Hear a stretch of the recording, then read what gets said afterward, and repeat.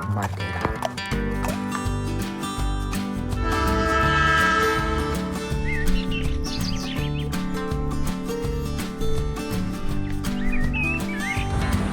आई शपथ पुन्हा एकदा स्वागत आहे माझ्या व्हिडिओमध्ये. तर आम्ही तिघेजण असल्यामुळे सोबत घेतलेला एक चौथा पार्टनर म्हणून दगड. नेरळ स्टेशनपासून चाललो होतो आम्ही माथेरानला. टॅक्सीवाल्याला पर पर्सन 100 रुपये देऊन आमचा सफर चालू झाला होता. माथेरान म्हणजे महाराष्ट्रातील नंबर 1 हिल स्टेशन आणि पावसामध्ये तर हिरवगार झालेलं.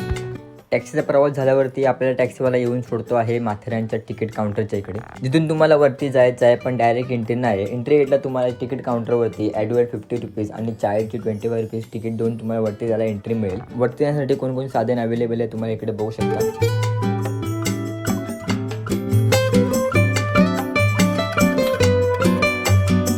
तर इकडे 2 मार्ग अवेलेबल आहेत, एक ई रिक्षा आणि एक टॉय ट्रेन. तर ई रिक्षा ही वेगळा टायमिंग आहे आणि टॉय ट्रेनचा हा वेगळा टायमिंग आहे. जर तुम्ही टॉय ट्रेनने जात असाल तर तुम्हाला 18 पॉईंट दिसतील, तर फक्त ट्रेनमध्ये बसूनच, आणि ई रिक्षा डायरेक्ट माथेरानला सोडते. तर मित्रांनो, जेव्हा तुम्ही माथेरानच्या काउंटरवरती तिकीट काउंटरला एंट्री करता त्याने तुम्हाला पुढे माथेरानला जायला कमीत कमी अर्धा तास लागतो. तर तुम्हाला खालून ई रिक्षा भेटेल, ती पर पर्सन तुम्हाला 35 रुपये घेते. जर तुम्ही चालत येत असाल तर रेवरनं किंवा सेकंड ऑप्शन आहे तिकडून, त्यासाठी चांगला रोड आहे, मग तिकडून यावं लागेल. तर जर तुम्हाला फोटो वगैरे काढायचा असेल तर मी तर बोलतो पटरीवरनंच या. तिकडून तुम्हाला कमीत कमी अर्धा तास लागेल, थोडं जास्त पण लागेल कारण तुम्ही चालत जाता. तर सर्वात आधी आम्ही जेव्हा ट्रॅक केला तर सर्वात आधी तुम्हाला मायरा पॉईंट लागेल. आई शपथ सांगतो, जेव्हा मी मायरा पॉईंटला आलो इकडचं वातावरण खूप थंड होतं वरती असल्यामुळे, आणि त्यामध्ये ही ढगंसुद्धा आम्हाला हाताने लागत होती. 1850मध्ये मॅल्टेल नावाचा इंग्रजांनी माथेरानला शोध लावला होता, आणि आश्चर्याची बात अशी आहे की तो एक ट्रॅकर होता. माथेरानमध्ये उन्हाळ्यामध्ये 20 ते 30 डिग्री तापमान असतं, आणि आता पावसाच्या सीझनमध्ये 15 ते 25 डिग्री थंड वातावरण चालू आहे.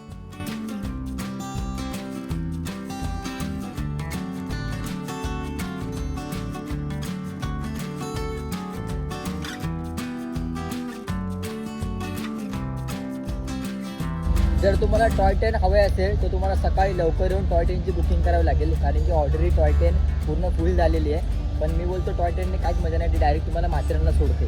तर तुम्हाला फक्त टॉय ट्रेनच्या आतूनच तुम्हाला सगळं व्ह्यू बघायला भेटणार, ना फोटो काढायला भेटणार ना काहीच काढायला भेटणार. त्यामुळे असं चालत या, थोडे एन्जॉयमेंट येते आणि थोडे फोटो किंवा व्हिडिओसुद्धा भारी येतात. थोडा दम लागला आहे, त्याला भेटूया पुढे. टॉय ट्रेनच्या मार्गाने तुम्हाला माथेरानला जायला 20 ते 15 मिनिटं लागतात.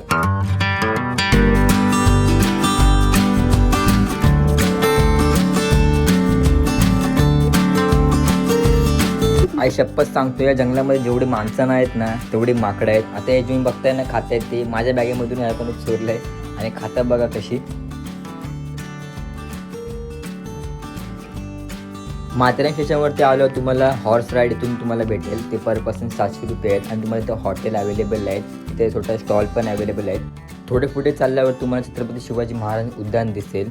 एंट्री गेटमध्ये तुम्हाला छत्रपती शिवाजी महाराज दिसतील. आतमध्ये एंट्री करता तुम्हाला छत्रपती शिवाजी महाराजांची मोठी मूर्ती दिसायला येईल.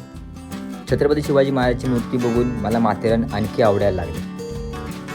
महाराज दर्शन घेऊन पुढे आलो. इथून तुम्हाला कोणते पॉईंट कुठे आहेत ते दर्शवणार, या साईडला कोणता पॉईंट आहे आणि त्या साईडला कोणता पॉईंट आहे. तर आम्हाला जायचं होतं लेक पॉईंटला आणि इको पॉईंटला. माथेरान टोटल 18 पॉईंट आहेत. पहिला पॉईंट तुम्हाला सनसेट पॉईंट बघायला भेटेल, तर थोडं पुढे आल्यावरती बाजारपेठ आणि हॉस्पिटल बघायला भेटेल. जर तुम्हाला लेक पॉईंट आणि इको पॉईंट बघायचा असेल तर तुम्हाला बाजारपेठचा अपोजिट मार्ग तो निवडावा लागेल.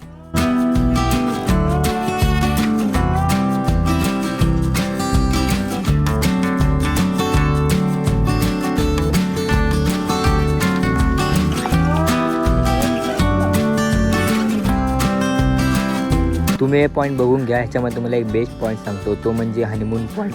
कपल पॉईंटसाठी हा पॉईंट खूप महत्त्वाचा आहे, पण तिकडे पण मला वाटतं खूप गर्दी असेल. तर आता आम्हाला जंगल रस्ता लागला होता. तुम्हाला सांगतो या जंगलामध्ये एकूण 150 औषधी वृक्ष अवेलेबल आहेत. थोडं पुढं तुम्हाला एक छोटासा जॉईंट घर लागेल, जिकडे तुम्ही सिरियल शूट किंवा सिनेमॅटिक शूटसाठी हे घर तुम्हाला एक बेस्ट म्हणून वाटेल. तर पुन्हा तुम्हाला छत्रपती शिवाजी महाराजांची मूर्ती लागेल. तर तुम्हाला छत्रपती शिवाजी महाराजांच्या तलवारच्या साईडला जायचे, म्हणजे लेफ्ट साईडला जायचे, तिथे तुम्हाला इको पॉईंट लागेल.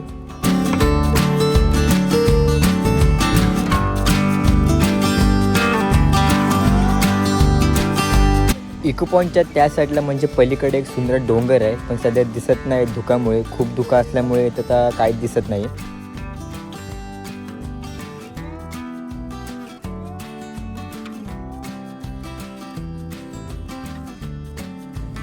थोड्या वेळानंतर ती धुकं खालच्या दिशेने वरच्या दिशेने जाऊ लागली. त्यानंतर ते डोंगर एकदम क्लिअर आणि साफ दिसायला लागले.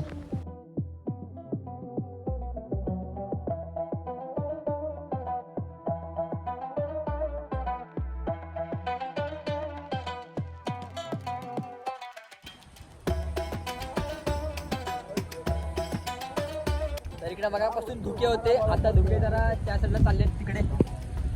इकडून पॉइंट बघा कसला खतरनाक दिसतोय. ही ढगं वर चालले तिकडे त्या साईडला.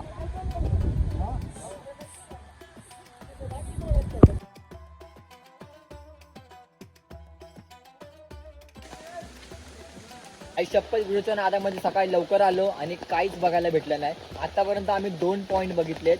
त्या पॉईंटवर गेलो आणि समोर बघितलं फक्त ते पांढरे ढग आहेत. आणि जर फोटो काढला तर फक्त पासपोर्टचा फोटो येतो, जो आपण प्रिंट देतो तसावाला. पॉईंटला काय दिसत नाही. आतापर्यंत 2 पॉईंट झालेत आणि आता विचार करतोय फक्त घरी जावं. आता पुढे आलोय तर तिसरा पॉईंट पण बघून घेतो.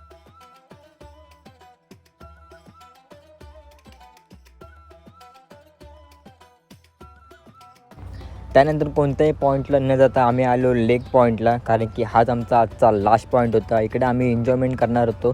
तर ठीक आहे, चला. लेक पॉईंट आहे हा. हे वाला खूप डीप आहे. तुम्ही इकडे एन्जॉय करू शकता इकडे येऊन. तर रस्ता आहे त्या साईडून. तर नंतर बघू, विचार करू इकडे जाऊ.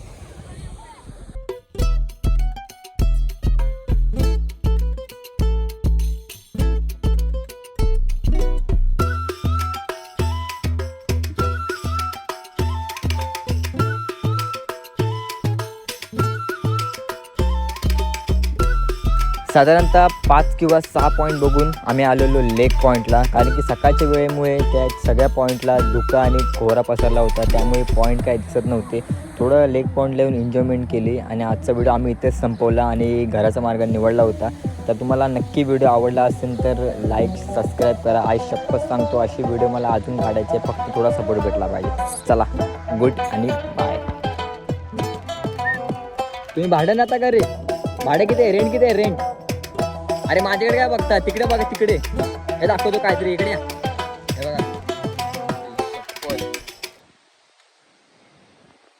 बघा, काय दिसत नाही.